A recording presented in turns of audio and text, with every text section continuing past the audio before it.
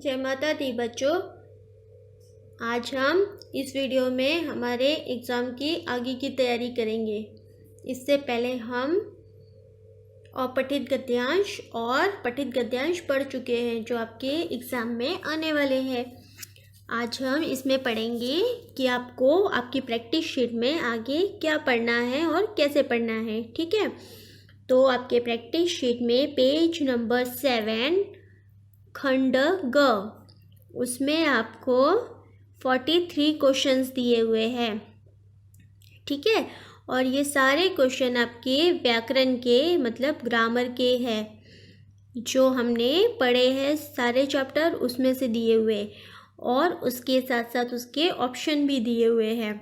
तो ये 43 क्वेश्चंस आपको याद करने हैं और एग्ज़ाम में इसमें से 18 आएंगे।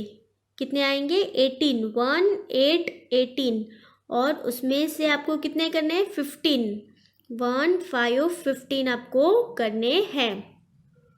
ठीक है, और इसके ऑप्शन भी आपको देंगे हम लोग, और ये सारे इसी में से आएंगे। 43 जो क्वेश्चन है उसी में से आएंगे, बाहर से कुछ भी नहीं आएगा। ठीक है, तो ये तो और भी इजी है क्योंकि ये सब हम पढ़ चुके हैं और हमें इसे क्या करना है? सिर्फ राइट आंसर में टिक करना है। तो चलिए इसके कुछ प्रश्न मैं आपको सॉल्व करके बताती हूँ, बाकी आपके आंसर मैं आपको भेज दूँगी। ठीक है, तो पेज नंबर 7 सही उत्तर पर राइट लगाइए। आपको क्वेश्चन दिया हुआ है और उसके नीचे 3 ऑप्शन दिए हुए, उस क्वेश्चन को पढ़ना है और जो राइट आंसर है उसके हमें टिक करना है। पहला है भाषा के कितने रूप है? तो भाषा के कितने रूप हैं? देखो ऑप्शन दिया हुआ है 4, 5 या 2। भाषा के 2 रूप है ना, एक मौखिक और एक लिखित, है ना इजी। तो हम यहाँ पे क्या करेंगे? 2 को टिक करेंगे। लास्ट ऑप्शन देखो उसमें लिखा हुआ है 2। तो इस प्रकार आपको सारे क्वेश्चन सॉल्व करने हैं। एक और देखिए क्वेश्चन नंबर 7, चंद्र बिंदु का चिन्ह है। यहाँ पे आपको कुछ चिन्ह मतलब उसका साइन, निशान। तो चंद्र बिंदु का कौन सा निशान होता है? ख1 है ना, आधा चांद, उसके ऊपर डॉट होता है ना, तो ख में देखो लिखा हुआ है, तो उसे हम टिक करेंगे। ठीक है, फिर उसके बाद एक और देखते हैं हम लोग क्वेश्चन नंबर 10, सर्वनाम शब्द के आगे राइट लगाइए। सर्वनाम शब्द कौन सा होते हैं ये आप सभी को पता है, यह, मेरा, तुम्हारा, हमारा। तो जो भी सर्वनाम शब्द है उसके आगे हम टिक करेंगे। पहला है मेरा, फिर अक्षत और स्कूल। तो अक्षत तो एक लड़के का नाम है और स्कूल भी एक स्थान का नाम है, तो इसमें ये दोनों सर्वनाम नहीं हुए। तो सर्वनाम कौन सा हुआ? मेरा। तो मेरा के आगे हम टिक करेंगे। फिर नेक्स्ट, जिस शब्द से पता चले कि वो गिनती में एक है उसे डैश कहते हैं। इस क्वेश्चन में ही उसका आंसर है। जो गिनती में एक है उसे क्या कहते हैं? एक वचन। तो ऑप्शन में देखिए एक वचन लिखा हुआ है, उसे हम टिक करेंगे, है ना इजी। इसी प्रकार आपको सारे क्वेश्चंस याद करने हैं और ये सारे आपके व्याकरण के ही है, बाहर से कुछ नहीं है। ठीक है, अब एक और देखते हैं क्वेश्चन नंबर 29। देखिए एक सूरज बना हुआ है, उसमें उसके बाजू में लिखा हुआ है सरज, सरज। तो स में कौन सी सूरज की मात्रा आएगी वो आपको बताना है। तो कौन सी आती है? बड़े ऊ की आती है ना, सूरज। तो देखिए ख1 में लिखा हुआ है बड़ा ऊ की मात्रा, वो हम लगा के कंप्लीट करेंगे। ठीक है, फिर क्वेश्चन नंबर 30, कौन से स्वर की मात्रा नहीं होती? तो ये सब तो हमको पता ही है, और स्वर की कोई मात्रा नहीं होती। अ की कोई मात्रा होती है? नहीं। नेक्स्ट 33, मिठाइयाँ शब्द का एक वचन बताइए। मिठाइयाँ ये तो बहुवचन है, इसका एक वचन क्या होगा? मिठाई। तो ऑप्शन में लिखा हुआ है मिठाई, हाँ कहाँ लिखा हुआ है? ख1, तो उसे हम टिक करेंगे। तो इसी प्रकार ये 43 क्वेश्चंस आपको याद करने हैं और एग्ज़ाम में इसमें से ही आपको हम पूछेंगे। फिर आगे बढ़ते हैं हमारे अगले क्वेश्चन की ओर, खंड घ, जिसमें आपको निबंध दिए हुए, निबंध यानी ऐसे। तो आपको ये कुछ लाइंस दी है, एक एक टॉपिक दिया हुआ है, उसकी कुछ लाइन दी हुई है और उसके हेल्प बॉक्स भी ऊपर दिए हुए हैं।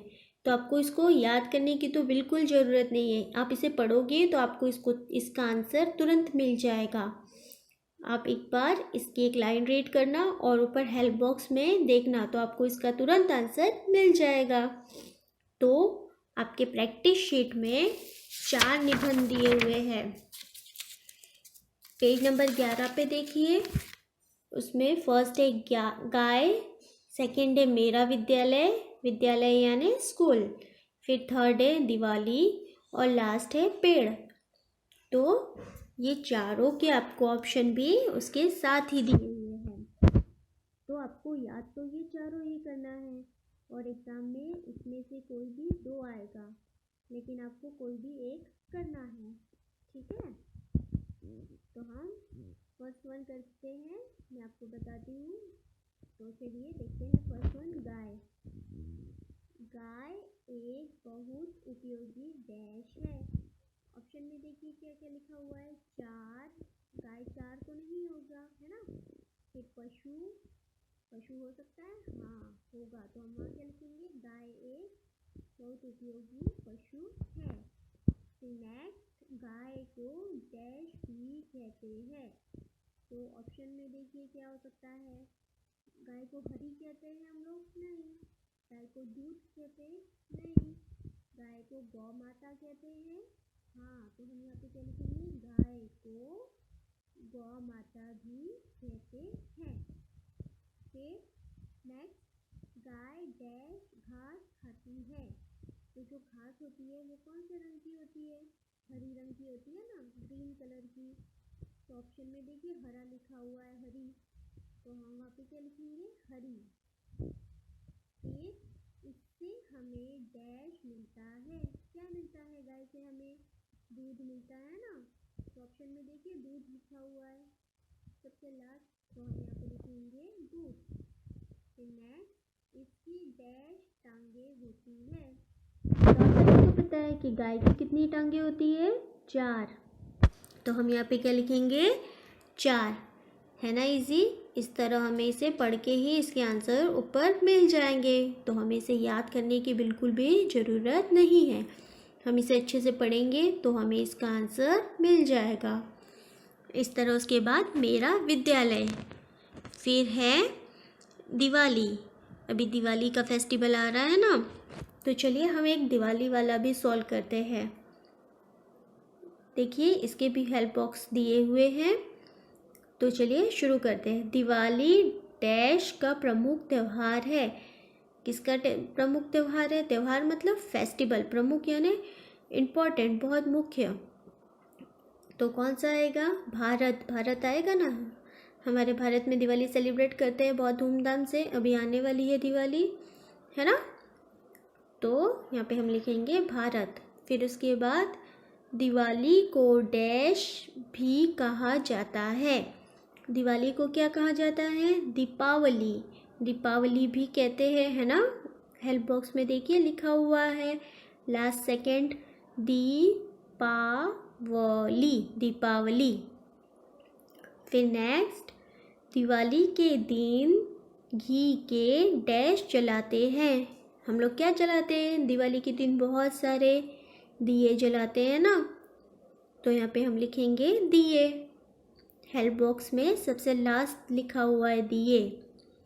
फिर उसके बाद इस दिन डैश और फुलझड़ियों को भी फोड़ते हैं। फुलझड़ी और क्या फोड़ते हैं, पटाखे, है ना, तो पटाखे भी लिखा हुआ है। फिर नेक्स्ट, और दिवाली को बड़ी डैश से मनाया जाता है। तो किससे मनाया जाता है, बहुत धूमधाम से, है ना, बहुत इंजॉय करते हैं ना हम लोग उस दिन। तो इस तरह ये हम यहाँ पे कंप्लीट करेंगे हेल्प बॉक्स की सहायता से। तो ये हमारा दिवाली का निबंध भी यहाँ कंप्लीट होता है ना इसी तरह आप लोग भी एग्ज़ाम में इसको करिएगा। तो ये थी हमारी प्रैक्टिस शीट। जो आपको पढ़ना है और एग्ज़ाम में इसी में से हम लोग आपको पूछेंगे। तो आपको आपकी एग्ज़ाम के लिए all the best. Thank you.